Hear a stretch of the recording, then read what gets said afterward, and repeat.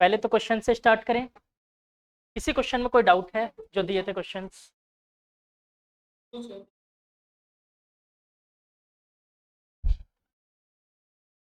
Sir मुझे एक question है। बोलो बालक, कौन से में? सर लास्ट क्वेश्चन हाँ, 10। इसमें मैंने जब सॉरी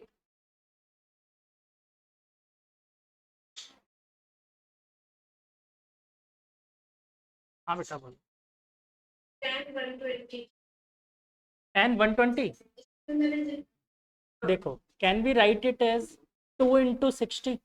नहीं सर 10 टू किया नहीं है 10 1 ओके, नो और प्रॉब्लम बेटा। 10 60 करने को मिला।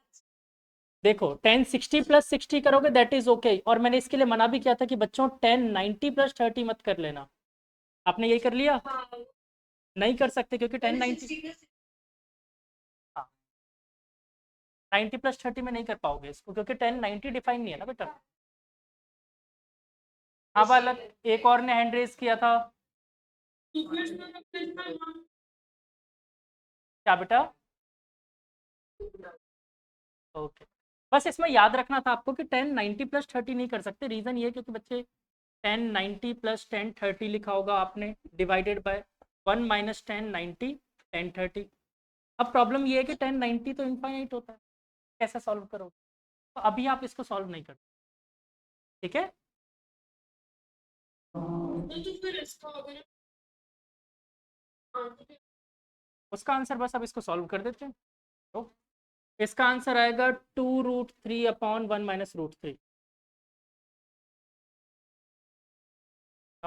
1 minus 3, 1 minus 3 that is minus √3। मैंने डायरेक्ट सॉल्व किया है, अगर आप लोग चाहो तो पूरा करके बताऊं।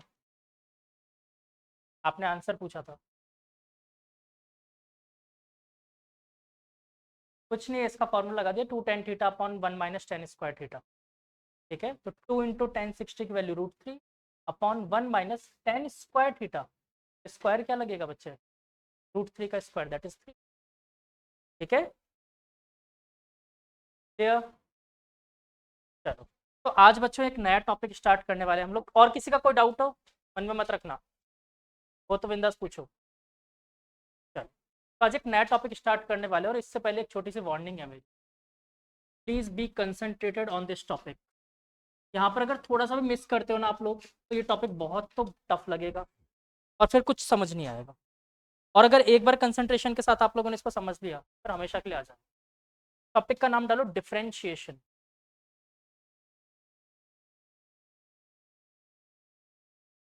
डिफरेंशिएशन। अच्छा, ट्रिग्नोमेट्री का थोड़ा सा पार्ट अपन ने छोड़ा हुआ है, मैंने बोला था तो आराम से डिफरेंशिएशन के बाद बताऊँ, क्योंकि अभी बताऊंगा तो वर्डन वर्डन सा लगने लग, तब तक उतना करते हुए चलो। ठीक है, तो बच्चों डिफरेंशिएशन एक्चुअली में इसका मीनिंग समझने से पहले कुछ अलग चीज़ें देखते हैं 10th क्लास में जो आप पढ़ के आए हो। ठीक है, क्या आप लोगों ने 10th क्लास में कोऑर्डिनेट ज्योमेट्री पढ़ी? पढ़ी है। तो मैं आपसे पूछना चाहता हूँ बच्चों, स्लोप क्या होता है? What is slope? X axis, Y axis, क्या होता है ये स्लोप? का मतलब क्या होता है पहले तो? What is the meaning of slope? कुछ नहीं, आपके घर के बाहर रैंप देखा है, उसकी ढलान, एक्चुअली में इसका हिंदी मतलब भी होता है ढलान। कितनी ज़्यादा ढलान है? जैसे आपके सामने दो रैंप बनाता हूँ मैं, एक रैंप ये रहा और एक रैंप ये रहा। दोनों में से किसकी स्लोप आपको ज़्यादा लग रही है? किसकी ढलान ज़्यादा? फर्स्ट की तो कम है। देखो, एक बात बताओ, यहाँ से आपको गुड़काया मैंने और एक बार यहाँ से गुड़काया, कब ज़्यादा तेज़ नीचे आओगे? बी वाले में, मतलब स्लोप इसकी ज़्यादा है। सिंपल। अभी लोग इससे भी समझ नहीं आ रहा है तीसरे। अच्छा ये बताओ, जितना स्लोप मैंने बनाया है ग्राउंड के रिस्पेक्ट में, तो चढ़ भी नहीं पाओगे, इतना ज़्यादा स्लोप है।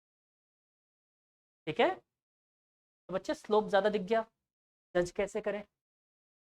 ठीक है, आपने, मैंने बता दिया, आपने जज कर लिया इस, बट अगर कॉपी में आएगा तब कैसे जज? कुछ नहीं, कुछ ना कुछ तो ग्राउंड के साथ एंगल बना रहा होगा। लेट अस सपोज थीटा 1 और ये थीटा 2। बोल सकते हैं slope is known as tan theta.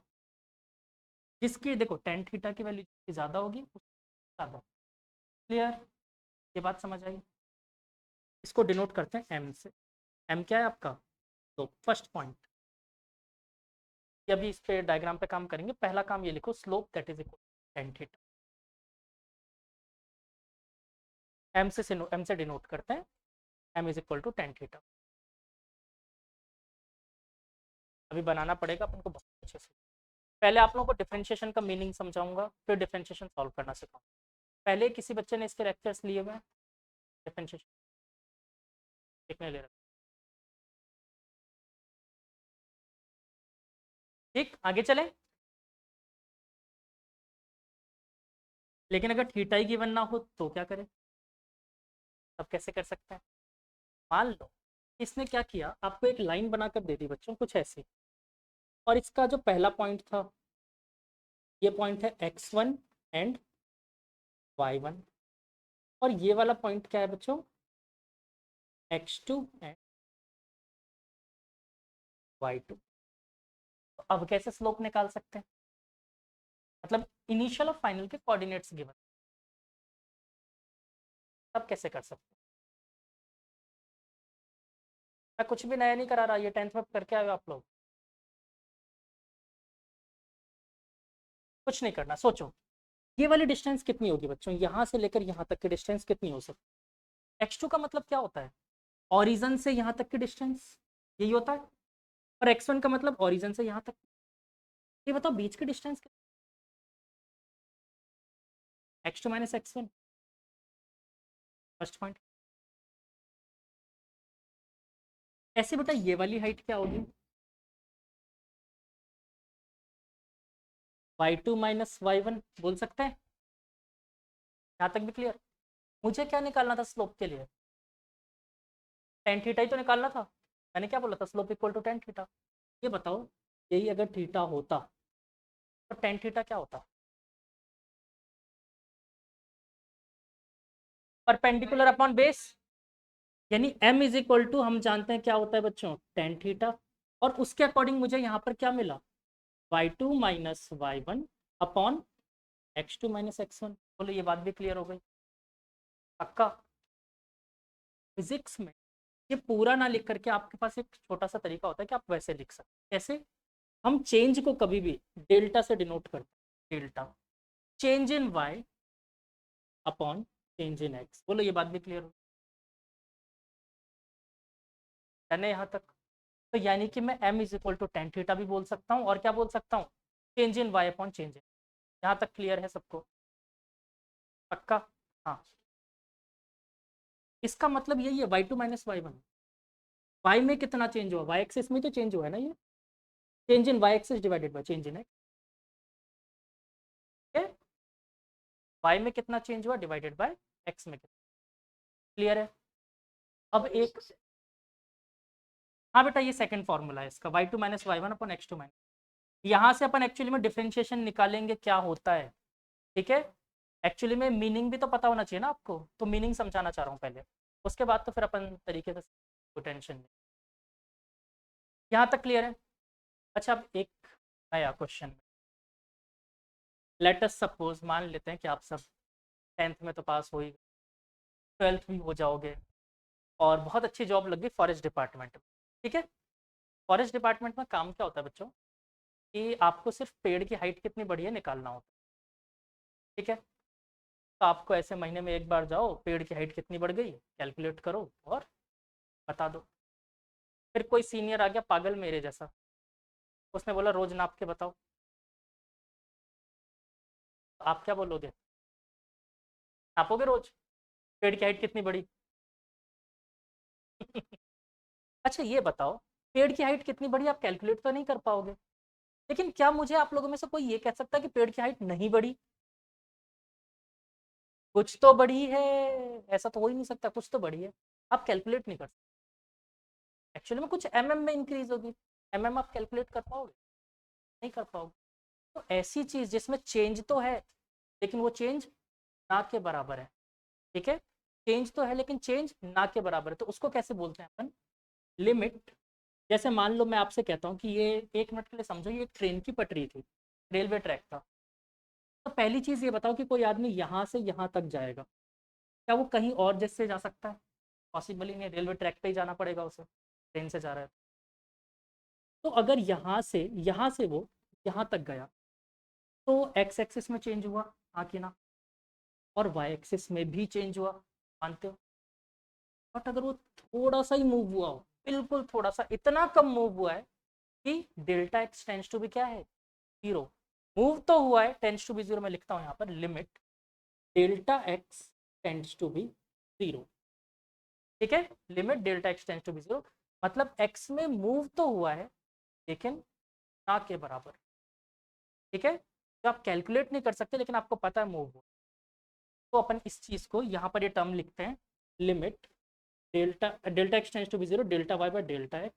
अब फिर से इतना बड़ा टर्म आ गया, क्या बार बार इतना लिखते चलेंगे? तो इसी को शॉर्टकट में लिखने का एक तरीका बताया गया, that is D Y by D X. इसी को बोलते हैं अपन डिफरेंस। ये था इसका मीनिंग। बोलो यहाँ तक की कहानी क्लियर है? ये मीनिंग था, मीनिंग कहीं काम नहीं आएगा, ये फैक्ट बता देता हूँ आपको, बस मैंने नॉलेज के लिए सिखाया आपको। होता क्या डिफरेंशिएशन, अभी 2 मिनट बाद सब आ जाएगा। मीनिंग समझ आया? पक्का? नोट कर।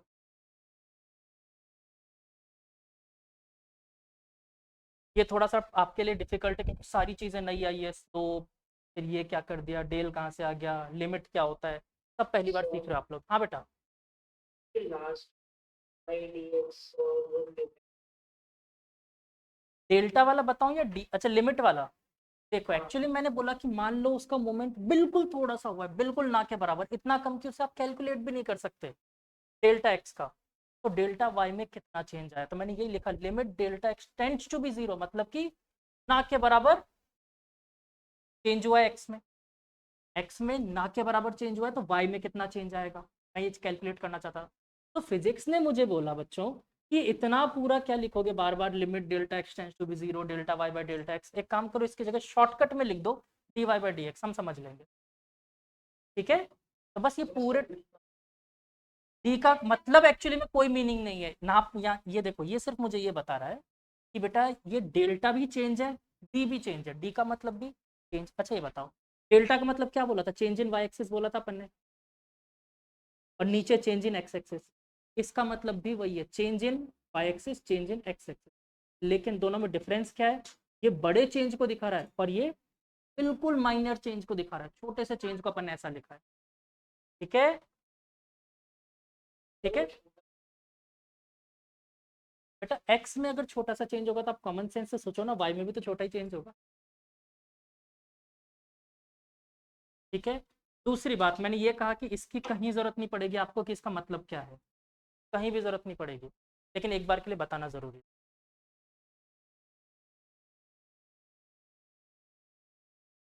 तो बहुत ज्यादा रखो, कम रखो, क्या प्रॉब्लम? तो कम रखोगे तो एक्स में तो हमेशा मुझे कम चेंज, वाई का जो चेंज आएगा जो आएगा मुझे उन दोनों का रेशो। जैसे मान लो कोई कर्व ऐसा होता है, 1 मिनट के लिए बताता हूँ, तो एक कर्व ऐसा दे रखा है।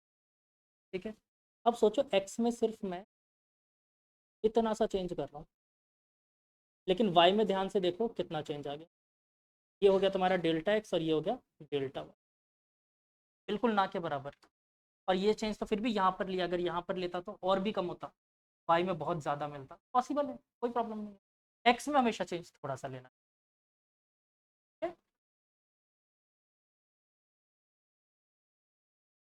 अगर मैं यहाँ पर डेल्टा एक्स लेके चलो ना, आप इस चीज़ को यहाँ देखो, यहाँ पर तो ना के बराबर,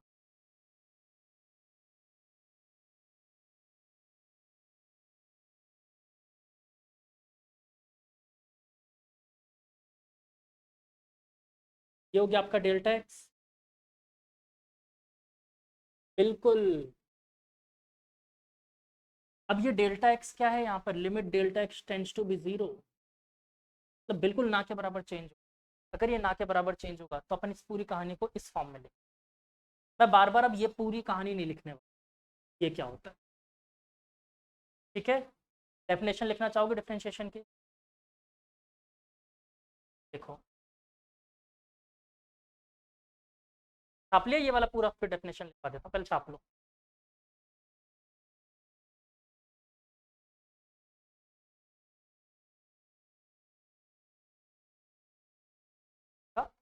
लिमिट का मतलब ये है कि लिमिट मतलब एक वर्ड है, ये बता रहा है कि डेल्टा एक्स को आप बहुत ज़्यादा चेंज मत कर देना, इतना कम चेंज करना है कि कुछ तो हुआ है लेकिन ना के बराबर। ठीक है, जैसे मैंने इस पर इम्पैक्ट किया, चेंज तो हुआ है, देखो अपनी पोजीशन से चेंज हुआ है, स्फीयर को मैंने थोड़ा सा इम्पैक्ट किया, थोड़ा सा पोजीशन चेंज हुआ है इसका, लेकिन मैं बोलूँ स्केल से नाप के बता दो, नाप सकते। मैं तुमसे यही बोलूँ कि बेटा तुम्हारे बाल एक दिन बाद कितने बढ़ गए, स्केल से नाप के बता दो, नहीं नाप सकते। लेकिन क्या नहीं बढ़े हैं? बढ़े तो हैं, बट प्रैक्टिकली आप उसे कैलकुलेट नहीं कर सकते, हुआ तो है लेकिन ना के बराबर चेंज। क्लियर हुआ ये? ठीक है, मीनिंग मैं फिर बोल रहा हूँ कि बहुत रेयरली ही थोड़ा बहुत काम आएगा तो आएगा, ना कोई काम नहीं। मेन काम की चीज़ है डिफ्रेंशिएशन, जो अब सीखेंगे, और वो मेरी गारंटी सबको सिखा दूंगा। डन, हटा दो इस कहानी को। ठीक है, अच्छा डेफिनेशन लिखनी थी, लिख लो।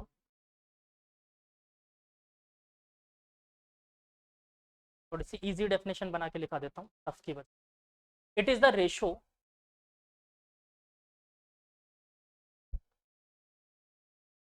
Of change in y axis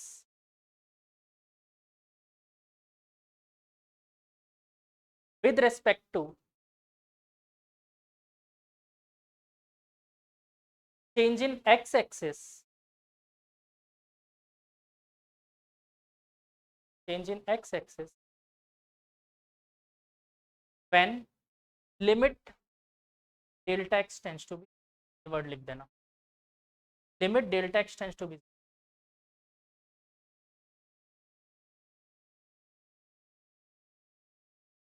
delta X tends to be, मतलब कि चेंज इन एक्स क्या लिया अपन ने, लगभग जीरो के आसपास, हमने एग्जैक्टली जीरो नहीं लिया है, कुछ तो चेंज है लेकिन हम कैलकुलेट नहीं कर सकते।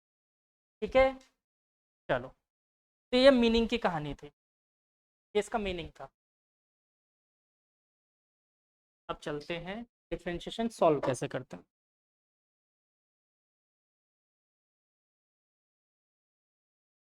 सबसे पहले एक फॉर्मूला लर्न करना है, पहला फर्स्ट फॉर्मूला टी, sorry, y is equal to आपको दे रखा है x to the power n।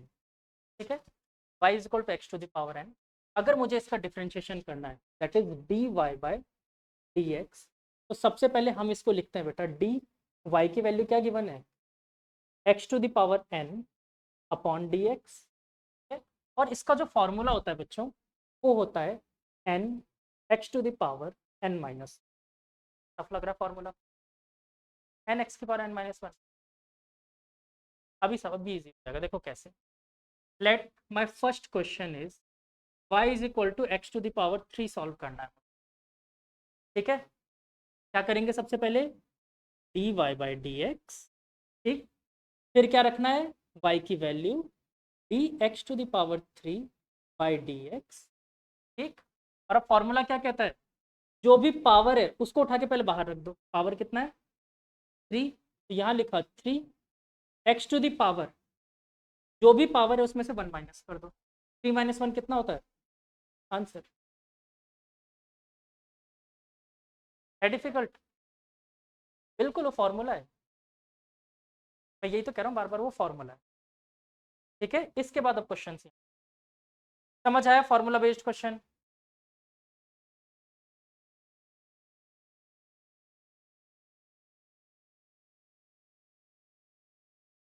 वो डायरेक्ट तुम्हें y की वैल्यू देगा, बोलेगा डिफरेंशिएशन x के रेस्पेक्ट,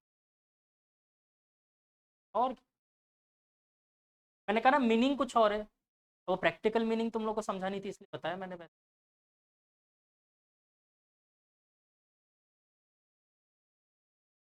आज की क्लास एंड होने होने तक तुम लोग को ऐसा बना दूंगा कि तुम लोग ओरली डिफरेंट,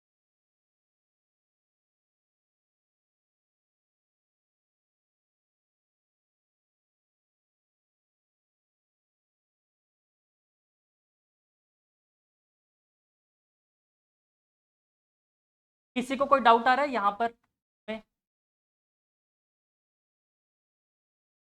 ईमानदारी से बोलना, कोई टेंशन नहीं लेना है।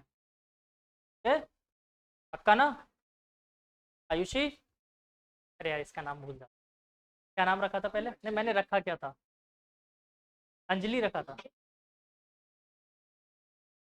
चलो नया साल नया नाम, ठीक है, नया नाम रखेंगे।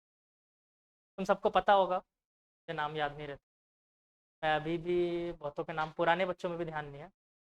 आई थिंक का ध्यान है सारांश, तुम्हारा भूल ही, आयुष याद है, अरिंजय, बस बाकी सबके नाम वैसे अगर जोड़ दूंगा तो याद आ जाए तो आ जाए। हाँ एक करिश्मा का नाम याद रहता था, मेरा फेवरेट स्टूडेंट।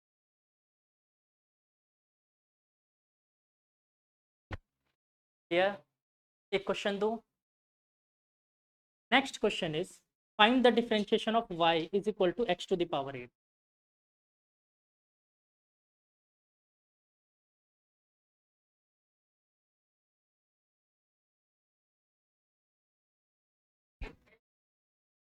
Very good.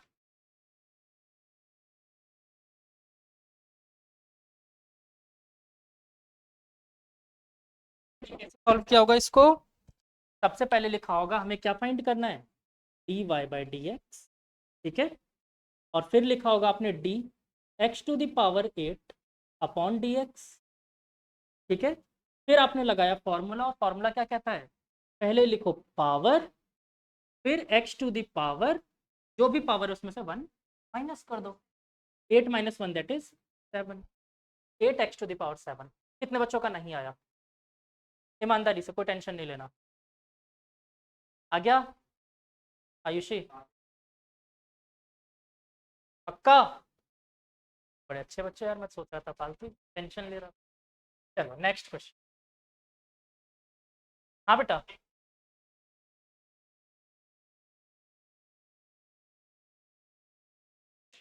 नहीं बेटा नहीं करना वो, क्योंकि यहाँ पर change in x tends to be zero है, मैंने मीनिंग समझाया था तुम लोग। यहाँ पर कहीं पे भी डेल्टा वर्ड यूज ही नहीं करना तुम्हें, इसलिए नहीं करना है क्योंकि यहाँ पर एक्स का change tends to be zero है बालक। डेल्टा कब यूज करते हैं, जब बहुत बड़ा चेंज, ठीक है। अच्छा एक बात बताओ मुझे, आपने बचपन में वो स्केल देखी है, लेंथ नापने की, अभी भी देखी होगी। अब मैं तुम्हें एक पेंसिल देता हूँ, एक पेंसिल है तुम्हारे पास, ठीक है, और अब मैं इसको बोलता हूँ कि बेटा calculate its length by using your odometer, गाड़ी में होता है ना जो किलोमीटर नापता है, नाप सकते हो? क्यों? या फिर एक काम करते हैं, जयपुर से दिल्ली, जयपुर टू दिल्ली, आपके पास सबके पास स्केल है, डिस्टेंस नापो यहाँ से वहां तक। नहीं कर सकते, इतनी बार थोड़ी करते जाओगे, 250 किलोमीटर डिस्टेंस है। तो बेटा वही प्रॉब्लम है, ये वाला जो चेंज है ये डेल्टा है, और ये वाला जो चेंज है ये डी है, ठीक है। तो यहाँ पर डी ही काम आएगा, डेल्टा काम नहीं ले सकते आप। बोलो अभी बात क्लियर हुई? हाँ, बड़े डिस्टेंस, बड़े चेंज को दिखाएगा डेल्टा, डिस्टेंस ही हमेशा यूज करना अच्छी बात नहीं है क्योंकि इसमें अलग अलग चीजें, बट डेल्टा का मतलब क्या है, बहुत बड़ा चेंज, और डी का मतलब टेंड्स टू बी जीरो, बहुत छोटा चेंज है, ठीक है। जैसे कि एक काम करते हैं, अब ये चेंज मैं आपको एक और तरीके से, आपको मैंने एक बड़ा टैंकर भर के पानी दिया, बोला कैलकुलेट इट्स वॉल्यूम, ठीक है, आप कैलकुलेट कर ही रहे थे, इतने में एक चिड़िया आई और एक घुट पी के चली गई। अब उस चिड़िया के पीछे पीछे भागोगे क्या कि बेटा कितना पानी लेके गए हो बता दो, मेरा वॉल्यूम गलत काउंट हो जाए, होगा ऐसा? नहीं होगा बेटा, उससे फर्क ही नहीं पड़ता हमें, ठीक है। इतने बड़े वॉल्यूम में एक चिड़िया के पानी पीने से क्या फर्क पड़ेगा, नहीं पड़ेगा ना, कोई चेंज नहीं। वही चीज यहाँ पे कह रहे हैं, ठीक है, समझ आई? तो do not use delta here. Okay next question, थोड़ा सा टेस्टी करो क्वेश्चन को, धीरे धीरे धीरे धीरे क्वेश्चन टेस्टी करते हैं। Next question, y is equal to x, पहले इसको सॉल्व करो।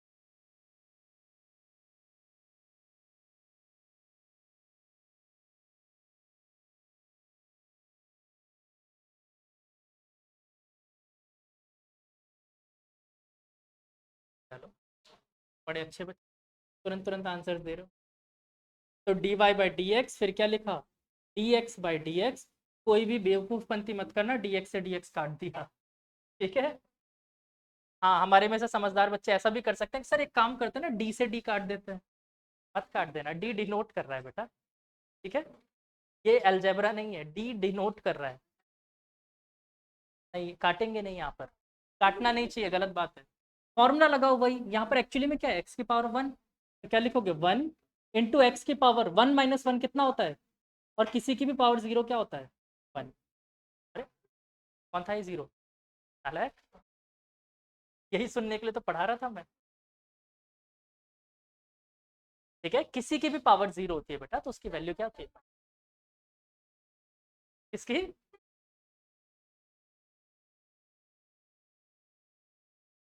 ठीक है। आया समझ। चलो थोड़ा सा टेस्ट और बढ़ा देते हैं कुछ। y is equal to 1 upon x square.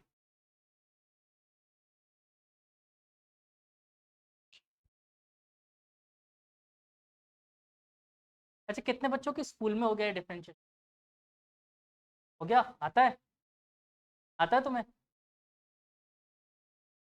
है ना। कितने फॉर्मूले बताए डिफरेंशियल,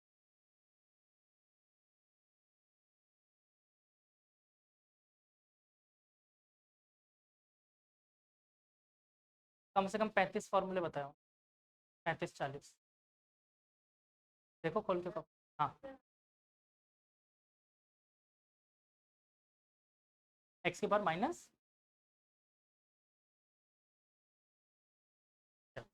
देखते हैं, मैं सॉल्व करूं, सबका हुआ, हो गया। देखो आप इसको डायरेक्ट सॉल्व नहीं कर पाओगे क्योंकि पहले ये पावर नीचे रखी है, तो मुझे इस पावर को ऊपर भेजना पड़ेगा। ऊपर भेजेंगे तो क्या हो जाएगा बच्चों, एक्स की पावर माइनस, फिर लिखेंगे हम d y by d x that is equal to d x to the power -2 by d x, ठीक है। फिर देखो वही फॉर्मूला चिपकाना है, फॉर्मूला क्या कहता है, जो भी पावर है उसको उठा के पास, तो -2 एक्स टू द पावर -2 -1 लिख दे, ठीक है, दैट इज -3, तो -2 x to the power minus, और फिर बेटा इसको हमको भेजना पड़ेगा, तो -2 upon x cube, this is our answer. नहीं बेटा रखना नहीं चाहिए क्योंकि मैथमेटिकली गलत माना जाता है, आप उसको बेस्ट सॉल्व फॉर्म में रखो, वैसे कोई प्रॉब्लम नहीं है, ये भी ठीक माना जाता है, मैं मना करूंगा, मैथमेटिकली अच्छी बात नहीं है। अगर उसे आप बेस्ट फॉर्म में रख सकते हो, बेस्ट फॉर्म में इंडिकेट कर सकते हो, तो और टेस्ट बढ़ाया जाए क्वेश्चन का, और टेस्ट बढ़ाए। अच्छा हाँ, कितने मिले फॉर्मूले,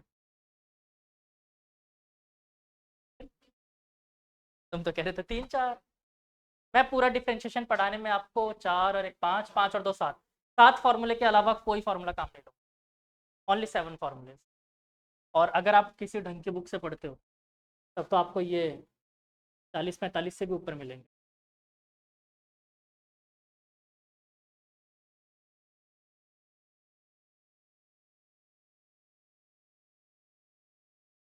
और मैं जितने भी फॉर्मूले लिखवाऊंगा वो यहीं के यहीं याद करवा भी दूंगा, जैसे पहला हो गया याद, हो गया। और बताओ अब इस फॉर्मूले की ज़रूरत भी है क्या आपको, डायरेक्ट कर रहे हो अब आप लोग, तो एक बार के लिए फॉर्मेलिटी के लिए फॉर्मूला बताना पड़ता है, ठीक है। चलो थोड़ा सा टेस्ट और बढ़ाते हैं। Next question is y is equal to root x,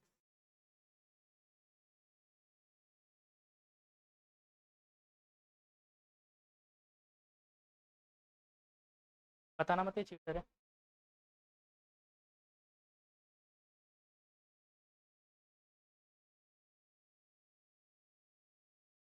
करो करो करो, नहीं कर सकते, मजाक थोड़ी चल रहा है।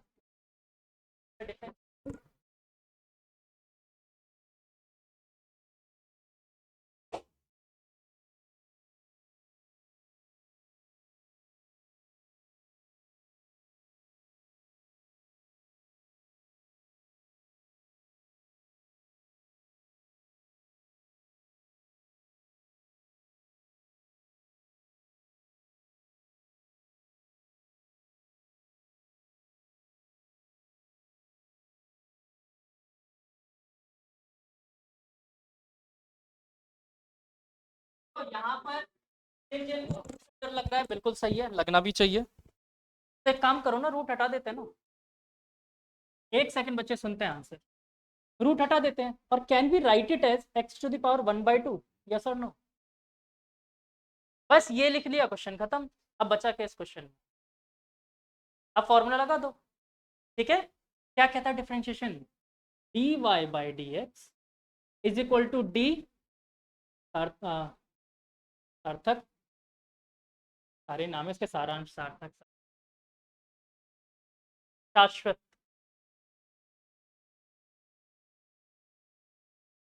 मुझसे पूछ रहे हो, खुद से पूछ रहे हो? क्यों बुलाया वो सोचो। करो 1 मिनट रिवाइंड अपने क्लास।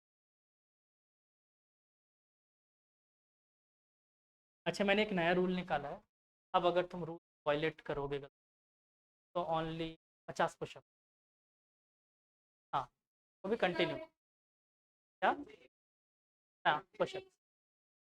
उनके लिए है मेरे पास बहुत सारे मैं एक्चुअली में अभी एक नया रूम बनने वाला भी, टॉर्चर रूम। टॉर्चर रूम अलग से बनाएंगे, उसमें खूब सारी मधुमक्खी छोड़ देंगे, है ना। चलो, तो अब देखो डिफ्रेंशिएशन कैसे करना है, वही पुराना तरीका। पावर उठा के यहाँ पर रखो, 1/2 एक्स टू द पावर 1/2 -1, ठीक है। और क्या बन जाएगा बच्चों? एक्स टू द पावर, अच्छा 1/2 में से 1 गया, कितना बचा? -1/2। माइनस है तो नीचे भेज सकते हैं, तो 1/2 एक्स टू द पावर 1/2। और अब फिर से इसके पुरानी शक्ल ले आओ ना, क्या दिक्कत है? 1/2, और एक्स की पावर 1/2 को क्या लिख सकते हो? रूट एक्स लिख सकते हैं। हो गया। क्या डिफिकल्टी क्वेश्चन नहीं था, बस आपको इतनी सी चीज अगर आती ना, हो गया था। नहीं किया था, हो गया था ना। आगे सॉल्व क्यों नहीं किया? हाँ बालक, यहाँ तक, इसके ऊपर वाला। बेटा वही चीज़ अभी मैंने 2 मिनट पहले भी कही थी, बिल्कुल छोड़ सकते हो, कोई दिक्कत नहीं है, लेकिन ये टीचर के मूड पर डिपेंड करता है। क्यों? क्योंकि बच्चे वो आपसे बोलेगा ना कि बेटर मैथमेटिकल फॉर्म में लिख,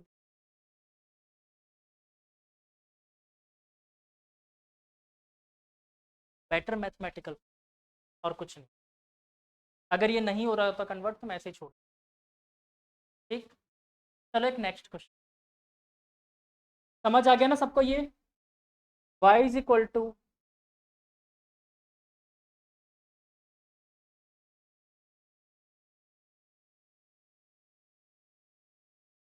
नहीं वो मल्टीप्लाई नहीं है, ये नहीं पता क्या आप लोगों को? जब भी बच्चों ये रूट लिखा होता है ना, तो रूट के बाहर अगर कोई भी नंबर नहीं, जैसे मान लो ये लिखा है y, रूट के बाहर कोई भी नंबर नहीं है, इसका मतलब y की पावर 1/2। और कोई भी नंबर लिख दे, मान लो कि नंबर लिख दिया x, तो इसका मतलब ये होता है बच्चों y की पावर 1/x, ठीक है।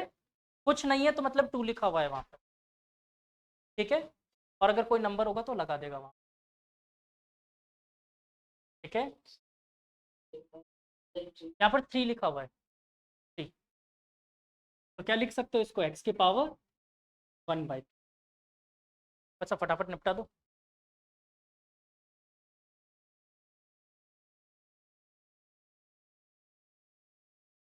इसका आंसर आ गया होगा आप लोगों का 1/3 एक्स की पावर 2/3। अब इसके लिए मेरे पास कोई सिंबल नहीं है, रूट वूट कुछ नहीं है, ठीक है। मैंने आंसर लिखा है डायरेक्ट।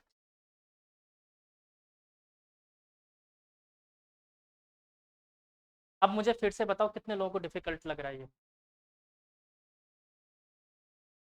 लग रहा है किसी को? लग रहा है बेटा डिफिकल्ट ये?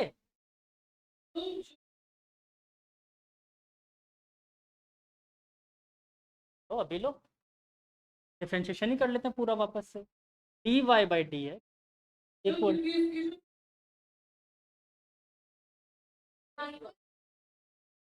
बिल्कुल अभी सॉल्व कर देते हैं, तो टेंशन लेते हैं। करें सॉल्व, ऐसे लिख सकते हैं इसको। फिर क्या कहता है मेरा फॉर्मूला? पावर को रखो बाहर, और x की पावर 1/3 -1, अच्छा ये बताओ 1/3 -1 कितना होता है? तो 1/3 x⁻⁻2/3 ये होगा। और बच्चे जब पावर माइनस लगा है तो उसको कहाँ भेज सकते हैं? डिनोमिनेटर भेज सकते हैं, डिनोमिनेटर में भेज। 1/3 x⁻, यही तो लिखा है मैंने।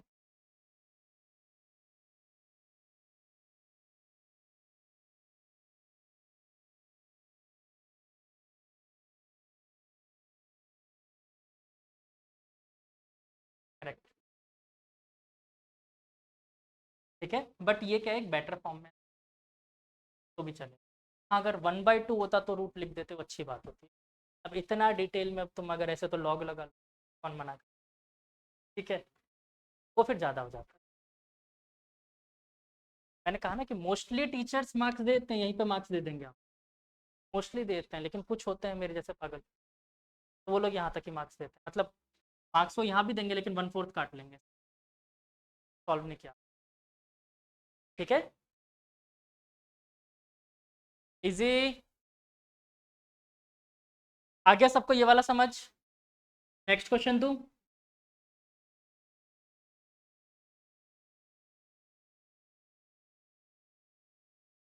Next question is y is equal to 1/√x।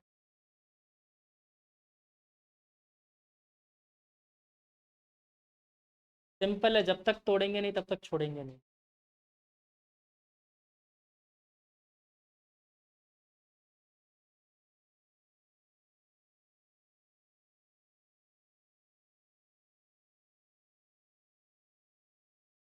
हाँ बालक तान्या राठौर, आप बोल रहे थे आपको समझ नहीं आया या क्या है बच्चे? वो क्वेश्चन डिफिकल्ट लग रहा था?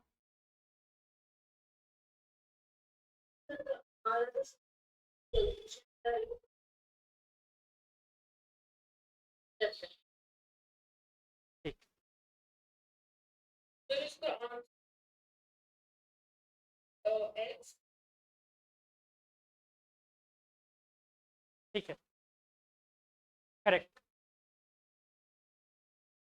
यह आंसर।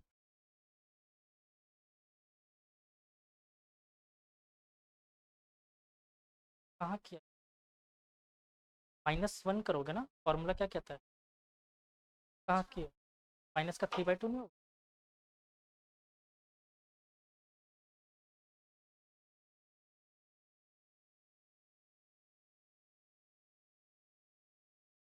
तो हो तो गया, सही तो है। बस इसको नीचे भेज दो जल्दी।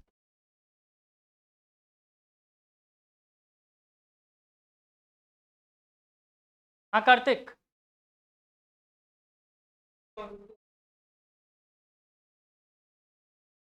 आंसर आ गया। एक मिनट बेटा, मैं यहाँ पर एक बार सबका चेक कर लेता हूँ फिर।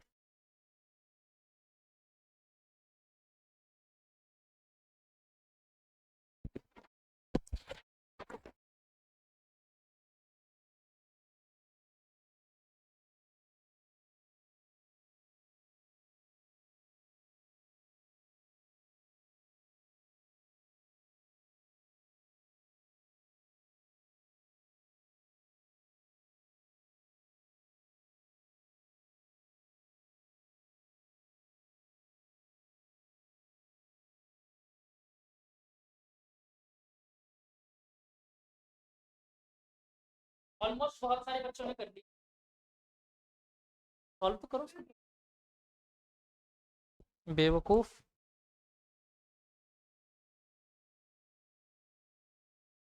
तो दो पुराने बच्चों को छोड़ के बाकी सबने यहाँ पर तो कर लिया है। ऑनलाइन में सबका आया आंसर बच्चों?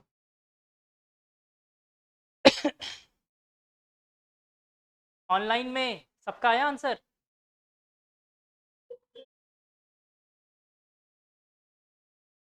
देखो सबसे पहले आप क्या लिख सकते हो, y is equal to x⁻1/2।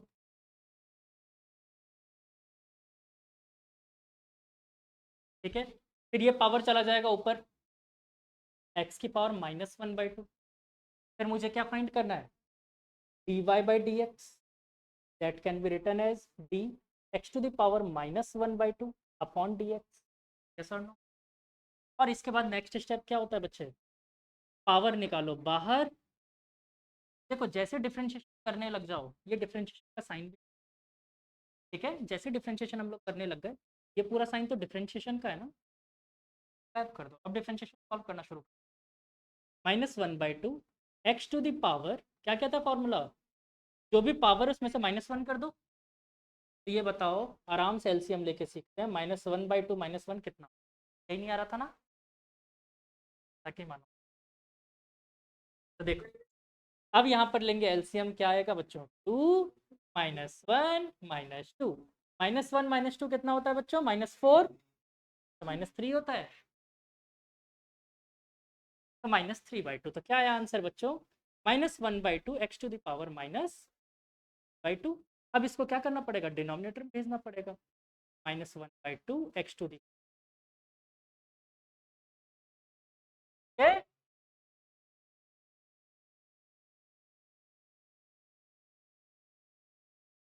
आगे समझ। चलो थोड़ा सा और टेस्ट बढ़ाएं क्वेश्चन का।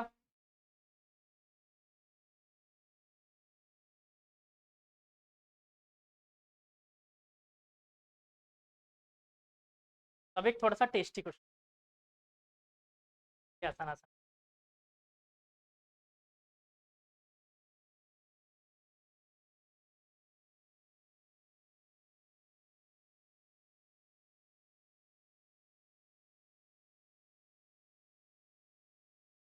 The question is y is equal to x³ plus x² minus √x। पहले क्वेश्चन लिखो, फिर इसको मैं सॉल्व करवाता हूँ।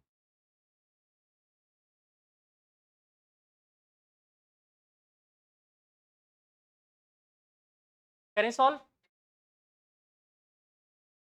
देखो अब हम क्या लिखेंगे, dy/dx is equal to differentiation of x³ plus x² minus x⁻1/2 लिख सकते हैं।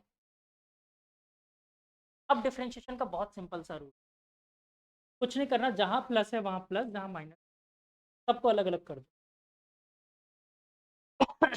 D x³/dx plus dx² minus dx⁻1/2 समझ आया। जहां प्लस था वहां प्लस, जहां माइनस था वहां माइनस, अपनी तरफ से कोई दिमाग नहीं लगा।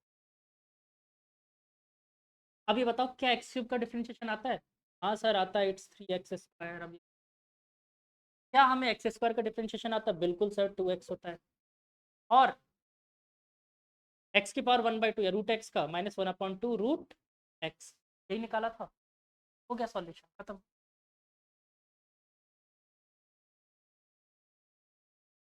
इजी था, बस दिखने में डरावना लगता है। बालिका कुछ नहीं किया बेटा, जैसे लिखा हुआ था देखो, x³ प्लस x² माइनस √, का डिफरेंशिएशन x³ का क्या होता है, सॉल्व करो x³ का डिफरेंशिएशन आता है सॉल्व करना, कैसे करते हैं करो।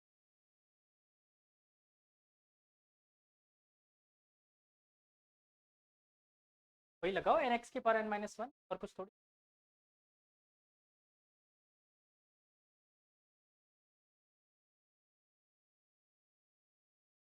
स्क्वायर आता है, डायरेक्ट कर दिया अपन ने, ऐसे x² का क्या आता है,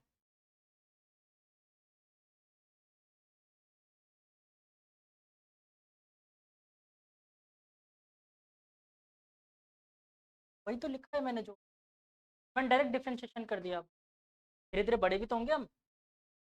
क्या फॉर्मूला पढ़ा था, पावर है उसको बाहर लिखो, अंदर वाले पावर में से। अब बताओ x³ का सॉल्व करने की जरूरत है, x² का x, ठीक है। चलो अब एक और क्वेश्चन, ये भी थोड़ा सा टेस्टी तरह से मान,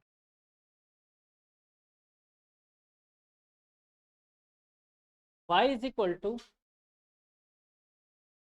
6x², इसका डिफरेंशिएशन ये भी मैं ही करवाऊंगा, इसको और थोड़ा सा कॉम्प्लेक्स कर, अभी नहीं करें, धीरे धीरे करेंगे।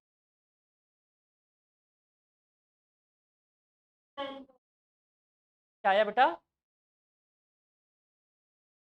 Very good, correct. चलो मैं सॉल्व कर, पहले पढ़ रखा है क्या बालक? D y by d x, सबसे पहले ये लिखोगे एक बार सब ध्यान से, d y by d x. बच्चों देखो कभी भी मल्टीप्लाई में अगर कांस्टेंट टर्म लिखी, कांस्टेंट टर्म है तो उसको उठा के डिफरेंशिएशन से बाहर रख सकते। कैसे? पहले तो यही लिखेंगे 6x² बाई डी एक्स। अच्छा ये बताओ 6 कांस्टेंट टर्म है, कांस्टेंट को उठा के डिफरेंशिएशन से बाहर रख दो, 6 dx² बाय dx। तो if any constant term is then multiply with the given function then we can, तो मैंने 6 को क्या किया। अब ये बताओ x² का डिफरेंशिएशन क्या होता है? 2x होता है, 6 2 जा, समझ आया?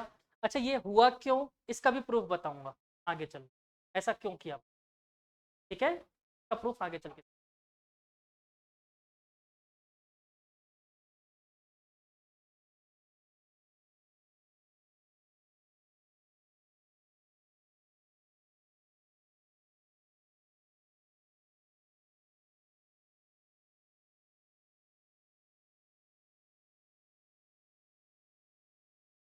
आई होप आया होगा ये, ठीक है। ये दोनों एक्चुअली में इंपॉर्टेंट क्वेश्चन थे क्योंकि कुछ नया सिखा रहे थे, ठीक। अब मैं कुछ फॉर्मूलेज और सिखाऊंगा, याद करवाना है थोड़े से फॉर्मूले। तो अब 4 फॉर्मूले सीखने हैं।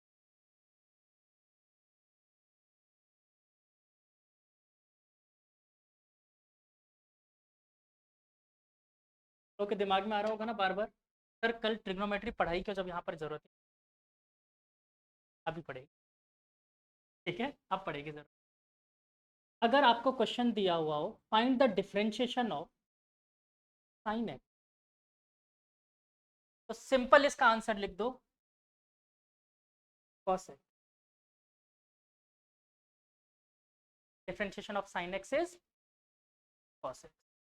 ऐसे ही आ जाए डिफरेंशिएशन ऑफ कॉस एक्स, तो क्या होगा बच्चों, माइनस का, ठीक है। फॉर्मूले हैं, 4 फॉर्मूले बताऊंगा, 2 हो गए, 2 और क्या क्या, साइन एक्स का differentiation cos x, cos x का डिफरेंशिएशन माइनस साइन एक्स। याद है ना मैंने बोला था कॉस सबसे बेकार आदमी है, दिख रहा है, उल्टे सीधे काम यही करता है सब, ठीक। तो cos x का डिफरेंशिएशन माइनस साइन। अगला differentiation of log x by dx, हाँ log, log नहीं जाता,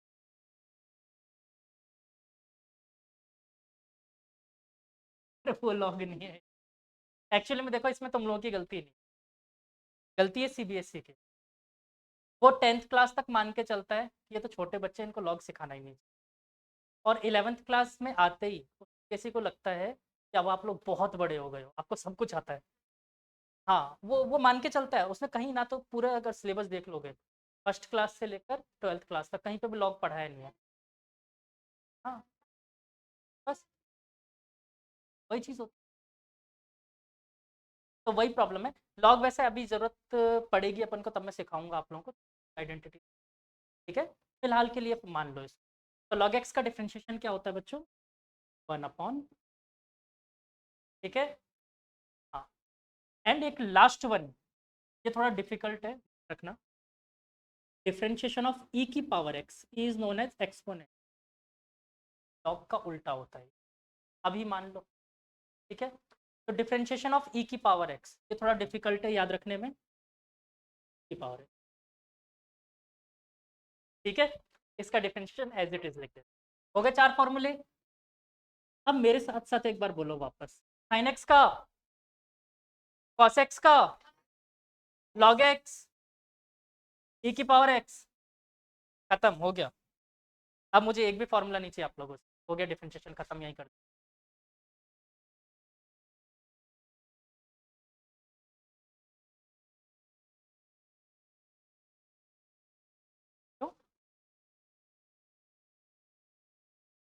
अच्छा 10th के हिसाब से पता चलेगा,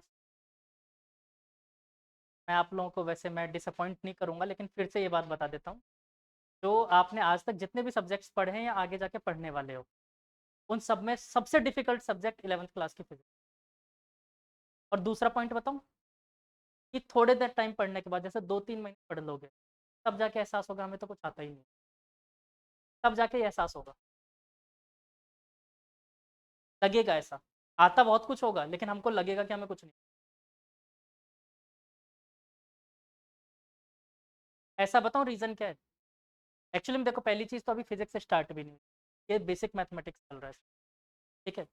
दूसरा बच्चों ये है कि जो आप लोगों को फिजिक्स पढ़ाया जाता है ना, फिजिक्स के जो सेक्शंस, 5 सेक्शंस है, मैंने शायद पहले भी एक बार आप लोग के साथ 10th में डिस्कशन किया हुआ है। 5 सेक्शंस होते हैं फिजिक्स। पहला होता है मैकेनिक्स, ठीक है। दूसरा होता है इलेक्ट्रोस्टैटिक्स या इलेक्ट्रोमैग्नेटिज्म बोलो आप पर्टिकुलर, ठीक। तीसरा होता है ऑप्टिक्स। देखो, जो मैकेनिक्स थी वो आप लोग 9th क्लास में थोड़ा सा पढ़ के आए थे, ठीक। और इलेक्ट्रोस्टैटिक्स एंड ऑप्टिक्स ये 10th में पढ़ा था। इलेक्ट्रोस्टैटिक इलेक्ट्रोमैग्नेटिज्म मतलब करंट वाला चैप्टर, और ऑप्टिक्स मतलब वो लेंस वाला। यहाँ तक तो सब कुछ समझ। इसके बाद फिजिक्स के सीन, और अभी आजा, अभी बात करते हैं इसके सीन निकलते हैं, he will become that will become a devil. तो अगला पार्ट होता है क्वांटम मैकेनिक्स, ठीक है। ये फिजिक्स का 4th पार्ट है, क्वांटम मैकेनिक्स। और 5th पार्ट हवा लगनी बंद हो जाती है, that is known as theory of relativity, Einstein वाली। फ्यूचर में जाना, ग्रेविटेशन होता क्या है, ये सब चीज़ें। एप्पल तो नॉट। आपको पता है वैसे ये चीज़ पता है, अभी रिसेंटली रिसेंटली अभी न्यूज़ आई है कि वहीं पे MIT यूनिवर्सिटी में एक रिसर्च पेपर पब्लिश करके प्रूव किया गया है कि न्यूटन ने सारी थ्योरी कैसे चुराई थी, प्रूव हो गया ये। और अब न्यूटन की ज़्यादातर जो उसने रिसर्चेस की थी ना, उसमें इंडिया के मैथमेटिशियन का नाम लगा दिया गया। जैसे एक सीरीज होती थी पहले न्यूटन सीरीज, उसका नाम एक्चुअली में कर दिया गया माधव न्यूटन, का नाम चेंज कर दिया गया, ठीक? उनसे माधव एक्चुअली में इंडिया के केरला स्कूल ऑफ मैथमेटिक्स के थे। उन्होंने वो चीज़ बाद में डिस्कवर करी ना, कि लगभग 600-700 साल पहले जाके पढ़ के और एक्चुअली में, क्योंकि इंडिया उस टाइम कॉलोनी में था बच्चे। क्योंकि आप ये सोचो, इंग्लिश में वर्ड ग्रेविटेशन कहाँ से लेके आया? संस्कृत में यही वर्ड, या हिंदी में यही वर्ड गुरुत्व आकर्षण बोला जाता है। समझ में आ रहा है क्रोनोलॉजी? ग्रेविटेशन, गुरुत्व आकर्षण। अभी देखते जाओ, आपको क्रोनोलॉजी और समझाते। त्रिकोणीय मिति, ट्रिग्नोमेट्री, ठीक है। ज्यामिति, ज्योमेट्री। हम लोग जो ज्योग्राफी सब्जेक्ट आप लोग पढ़ते हो, वो ज्योग्राफी सब्जेक्ट को हम लोग आज तक जिंदगी में भूगोल बोलते हैं। यानी गैलीलियो को इसलिए लटका दिया गया था कि बोला था धरती गोल, याद है? और हम लोग हमेशा से इसको भूगोल हमेशा से बोलते हैं। एक और मोस्ट इंपॉर्टेंट बात बता, ये भी डिस्कस किया हुआ है मैंने। कैलेंडर जानते हो? ब्रिटिश कैलेंडर सुना है? तो ब्रिटिश कैलेंडर का जो बेस है ना, कैलेंडर बनाया गया था, बेस होता है अर्थ का जो रोटेशन होता है ना, वो 365 days, 5 hours, 28 minute and 6 second के आसपास होता है। एग्जैक्टली डेटा में थोड़ा सा वेरी हो सकता है, बट यही होता है, ठीक है। फिर हम लोगों ने क्या किया, इस 5 आवर 28 मिनट 6 सेकंड को 6 आवर्स अज्यूम कर लिया, फिर बनाया गया कैलेंडर, ठीक है। फिर लास्ट में इसको माइनस करना पड़ा, प्लस करना पड़ेगा, कैलकुलेशन आपको समझ में भी नहीं है। इसका रीज़न मैं बताता हूँ क्यों करना पड़ा। तो ये 6 आवर्स, 4, अगर इसको 6 ईयर्स मानो, 6 आवर्स मानो, तो 4 साल में एक दिन एक्स्ट्रा, 6 4 जा 24, एक दिन एक्स्ट्रा हो जाएगा। इससे हर 4 साल में एक दिन एक्स्ट्रा पढ़ना पड़ा, ठीक, ठीक है। उसके बाद क्या हुआ कि ये देखो 2 मिनट और इतने सेकंड का घपला कर दिया, माइनस कर दिया। तो माइनस करने की वजह से साल एक दिन का नुकसान हुआ था हमारे, कब? 100 साल में जाकर, ठीक है, 100 साल में जाकर एक दिन का नुकसान। तो हम लोगों ने क्या किया कि जो ईयर्स होते हैं ना, जो सेंचुरी ईयर्स होते हैं, तो आप वैसे लीप ईयर कैसे काउंट करते हो? जैसे मान लो कोई भी ईयर दिया हुआ, जैसे 2016, 4 से डिवाइड करते हो, और अगर ये कंप्लीटली डिविजिबल होता है तो लीप ईयर है, वरना नहीं है, यही बोलते हो। लेकिन जो सेंचुरी ईयर्स हैं, जैसे कि मान लो मैं आपसे पूछता हूँ 1700, is it a leap year और नॉट? फिर भी ये लीप ईयर, क्योंकि जो सेंचुरी ईयर्स होते हैं तो हम डिवाइड करते हैं 400 से, ठीक। क्योंकि ऐसा क्यों हुआ? इस पंगे की वजह से हमने एक्स्ट्रा छोड़ दिया था फिर से। फिर क्या हुआ, 400 साल में एक दिन का बेनिफिट वापस मिल रहा था, तो हम लोगों ने इसीलिए क्या किया कि जो सेंचुरी 400 के मल्टीपल वाले हैं उनमें एक दिन एक्स्ट्रा लीप ईयर। समझ में नहीं आया ना? बिल्कुल कतई नहीं आया ना? यही मैं चाहता था। अब सोचो ये कैलकुलेशन समझ में आ गई? नहीं आया ना बिल्कुल भी? ये कैलकुलेशन करके आज से 2024 साल पहले कैसे कैलेंडर बना सकते थे ये लोग, जबकि इनको ये भी नहीं पता था कि सन के अराउंड अर्थ घूम, और हम लोगों ने ये कैलकुलेट करके रख दिया इतना टाइम, इसके बेसिस पे कैलेंडर बना हुआ है। कितना टाइम लगता है एक रोटेशन, सेकंड तक काउंट किया हुआ है, लोगों ने बना लिया कैलेंडर। अभी देखते जाओ, अभी दूसरा, अभी देखते जाओ, इसमें चीजें बताऊंगा, ऐसे प्रूव नहीं करूंगा, हवा में बातें नहीं करता मैं, प्रूव करके बताऊंगा। दूसरे पॉइंट पे चलते हैं कि अगर आपको एक दिन जोड़ना हो किसी साल में तो कौन से टाइम पे जोड़ोगे, first month of the year या फिर last month of the year, या बीच में कहीं पे जोड़ दो? कॉमन सेंस तो ये कहता है ना लास्ट में जोड़ दो, कैलकुलेशन में दिक्कत ना है। तो अगर मैं लास्ट मंथ फेब को मान के चलता हूँ, Feb is the 12th month मान के चलता हूँ, तो मार्च कौन सा मंथ होगा? फर्स्ट। अप्रैल, ठीक है, इस तरीके से ये बताओ मुझे सितंबर कौन सा मंथ होगा? वैसे 9th होता है, इस हिसाब से 7th होगा। अक्टूबर, 8, नवंबर, दिसंबर, 10। एक्चुअली में आपको पता होगा मार्च अप्रैल जो है ना नाम, इनके रियल नाम बदल के सरनेम्स पे रख दिए गए। जो वहाँ के ब्रिटिश के राजा थे ना, उन लोगों ने अपने सरनेम पे इनके नाम रख दिए। अब जरा सोचो, संस्कृत की कुछ चीजें बोलूं, 7th मंथ को संस्कृत में कैसे बोल सकते हो? सप्त अंबर, अष्ट अंबर, नव अंबर, दश अंबर। समझ में आ रहा है लॉजिक? ये जो नाम बचे हुए थे वो वही थे, 7th, 8th, 9th, 10th। अब जोड़ लो, तो अब बोलो कौन सा कैलेंडर है ये? हमारे पास दो कैलेंडर थे, ल्यूनार कैलेंडर एंड सन कैलेंडर। ये सन कैलेंडर है हमारा, ठीक है? देख लो आप खुद के सामने, आपके सामने है ना। इसी के नाम देखो, सप्तंबर, सितंबर। अंबर क्यों बोला जाता है? अंबर आकाश को बोल, ठीक है? तो अब इसमें भी डिटेल में जाओगे तो ज्योग्राफी बतानी पड़ जाएगी, बताता। एक्चुअली में सन के जो साइकिल होता है ना, ट्रॉपिक ऑफ कैप्रिकॉर्न से ट्रॉपिक ऑफ कैंसर तक मूव करता है वो। तो ये मूवमेंट पूरा 12 महीनों में कंप्लीट हो, ठीक है? तो इनको 12 फेजेस माना, जिसमें हम लोग एक फेस्टिवल भी मनाते हैं, कौन सा? मकर संक्रांति, ठीक है? एक संक्रांति सोलर कैलेंडर पे तो डिपेंड करता है, 14 जनवरी को ही क्यों मनाते हो हमेशा? सोलर कैलेंडर पे डिपेंड करता है। 14 या 15, एक्चुअली में क्या है, अर्थ का एक्सिस जैसे जैसे झुकता जाएगा वैसे थोड़ा थोड़ा चेंज आता जाएगा।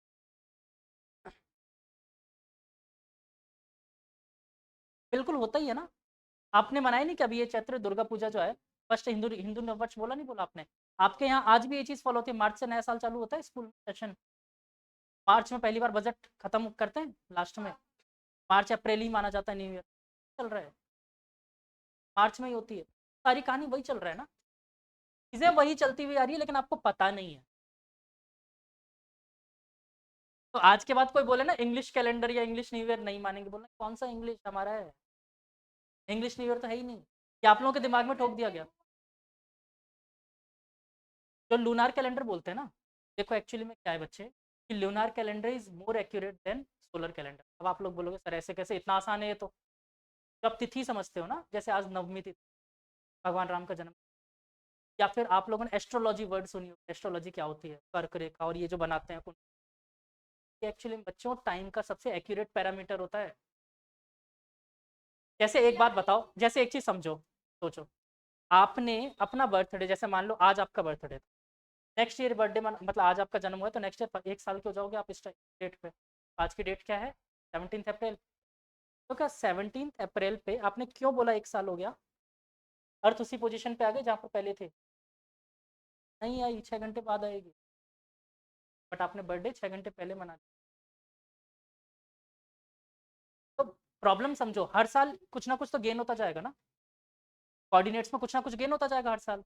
तो ये पंगा है मोर एक्यूरेट, जो आपको एग्जैक्टली कोऑर्डिनेट्स देता है, जो एग्जैक्टली पॉइंट बताएगा, वो आपको सिर्फ और सिर्फ लूनार कैलेंडर बताएगा। और आपको और इससे अच्छी बात बताता हूँ मैं, जो लूनार कैलेंडर में भगवान राम का ही आज जन्म तिथि, तो इनके बारे में जो नक्षत्र लिखे हुए ना सारे, की कौन से स्टार की क्या पोजीशन, वो कभी भी लगभग मान के चलो 29 लाख ईयर्स वापस रिपीट, इतने एक्यूरेट कोऑर्डिनेट्स। हाँ, सारे एग्जैक्टली सेम सिनेरियो वापस 29 लाख ईयर्स में वापस रिपीट। और क्या, तो इतने साल हो चुके, बर्थडे नहीं, टाइम जोन का एग्जैक्ट पैरामीटर, टाइम जोन का एग्जैक्ट पैरामीटर आज उन कोऑर्डिनेट्स की वजह से हम लोगों ने नासा का एक प्लेनेटोरियम सॉफ्टवेयर बनाया हुआ है।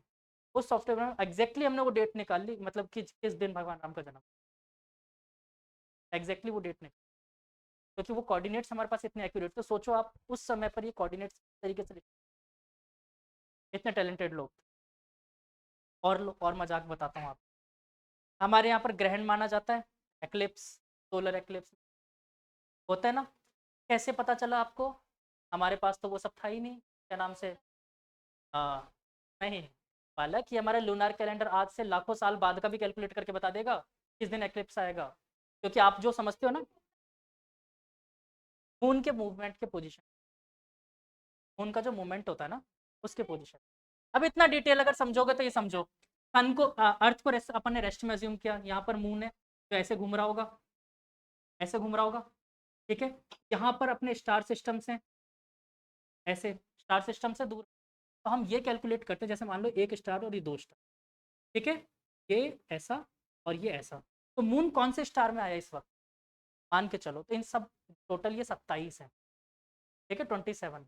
तो इन 27 स्टार्स के बीच पोजीशन को ही हम नक्षत्र बोलते हैं। तो बोलते हैं ना कोई तुला राशि है, कोई कर्क राशि है, से निकालते हैं वो, ठीक है। और इनकी मैथमेटिकल इक्वेशंस दी, जो हम निकालते हैं ना पोजीशन वक्त कहाँ पर है, सारा एस्ट्रोलॉजी जो पढ़ते हो ना आप, वो मैथमेटिकल इक्वेशंस है। फ्यूचर बताना मैं इसको समर्थन नहीं करता, मैं इस चीज़ का समर्थन जरूर करता हूँ कि राशि क्या है, राशि is a time zone, calculation of time, ठीक है। तो ये राशियाँ कैलकुलेशन होती है। तो अब सोच के देखो, हो सकता है ब्रिटिश कैलेंडर पॉसिबल है? अब सोचो, इसलिए क्योंकि इनको ये तो पता था, बोल रहे हैं 2000 साल पहले हमें पता है ये चीज़, गैलीलियो को लटका दिया फालतू में। उसने सिर्फ इतना सा बोला था कि अर्थ नहीं घूम, सन घूम, सॉरी सन नहीं घूमती, अर्थ घूमता है, मार दिया उसको। कितने साल पहले की बात है, 500-600 साल पहले की बात, तब मार दिया उस, और उनका कैलेंडर आता था। वो ये मानने को तैयार नहीं थे कि मून घूमता है कि अर्थ घूमता है।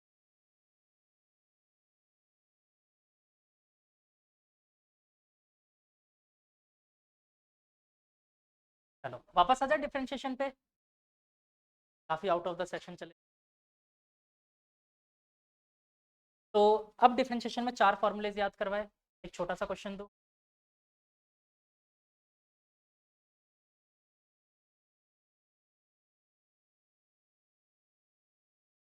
हाँ वापस से बोलो, what is the differentiation of sine x, cos x का, लॉग एक्स का, और ई की पावर एक्स का, खत्म, फिनिश्ड। क्वेश्चन आ गया, y is equal to x square plus sine x minus cos x, नहीं 2 cos x plus 3 log x minus p की पावर एक्स 5 टाइम्स ऑफ। इतना डिफिकल्ट क्वेश्चन दे दिया सर आपने, कुछ नहीं, इधर दिमाग लगाओ। अच्छा देखो, अपन क्या बोलते हैं, d y by d x, अब शॉर्टकट में करना सिखाऊं थोड़ा सा, d y by d x, तो देखो इसको अपन शॉर्ट में वाई डैश भी, वाई डैश का मतलब डी वाई, ठीक है।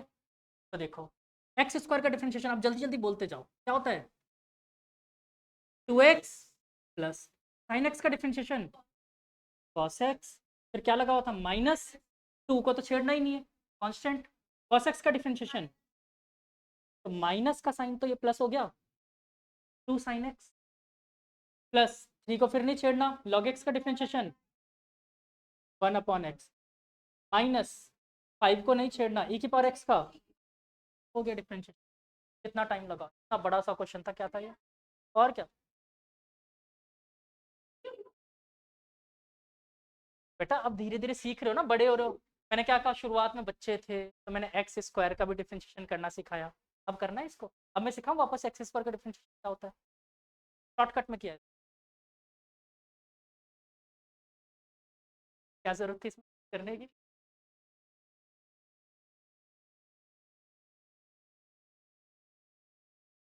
वो चाहती थी सॉल्यूशन मिले 2 पेज का, इतना बड़ा क्वेश्चन लिखा था तो 2 पेज का सॉल्यूशन, तो आएंगे बेटा वो दिन भी आएंगे।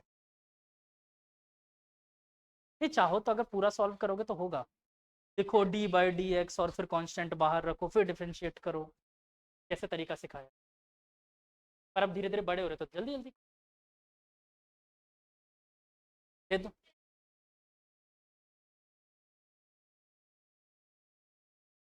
यानी सबसे पहले वो यानी ही समझा है, चेंज, याद है? सबसे पहले वही तो समझा था हम लोग। वैसे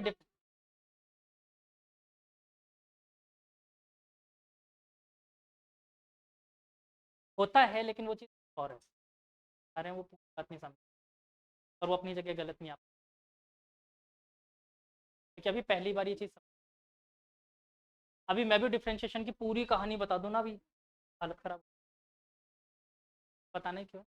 हाँ, तो मैं तुम लोगों को बता रहा था क्यों समझ में नहीं आएगी, बिकॉज तुम लोग को 11th क्लास में जो पढ़ाया जाता है इसको एक्चुअली में बोलते हैं अप्लाइड मैथमेटिक्स,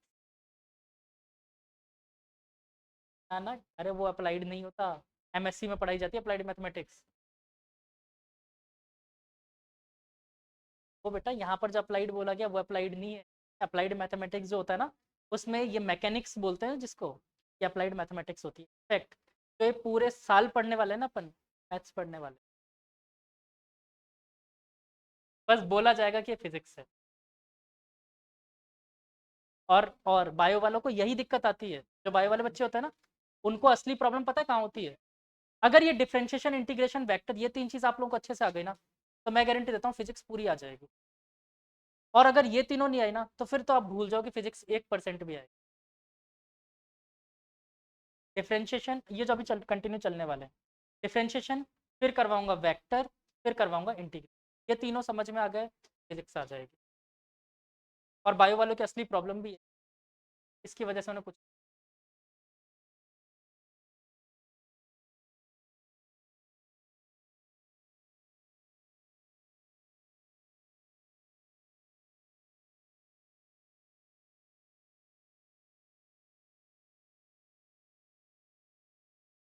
दे दूं नेक्स्ट क्वेश्चन? नेक्स्ट क्वेश्चन करवाऊं या नेक्स्ट पैटर्न सिखा दूं अब? चलो आज मल्टीप्लिकेशन वाला भी सिखाई देता हूँ। यहाँ तक का एक बार कॉपी में देख लो, आप लोगों को पूरा समझ में आ गया हाँ कि ना?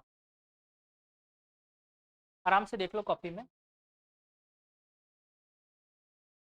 कहीं पे भी कोई डाउट लग रहा हो 1% भी मत छोड़ना, तुरंत पूछ लेना।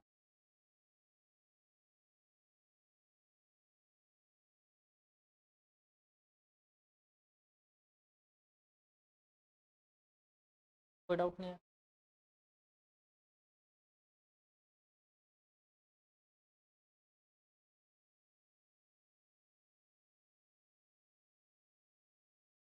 लॉग अभी नहीं पढ़ाऊंगा ना, लॉग अलग से बता दूंगा आपको, लॉग क्या होता है, इसकी ज़रूरत पड़ेगी तो पर सिखाई दूंगा, या फिर मेरे से बजाय मैं बोलूँगा बेटर सर सिखा।